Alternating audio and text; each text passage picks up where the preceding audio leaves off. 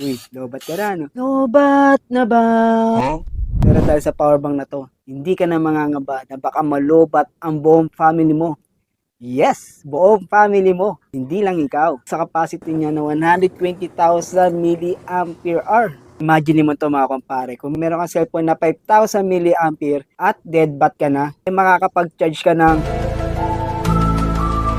24 times mga kumpare. Kaya okay na okay siya sa mga long ride. Alam naman natin ng mga kids natin, di ba? Pag naboboring yan, panisipin yan sa bus, sa kotse. Paano kung nalobat na yung anak mo, pati ikaw? Tapos andit lang na capacity ng power bank mo. Pero dahil dito, hindi ka na mangangamba na baka malobat ang buong family mo.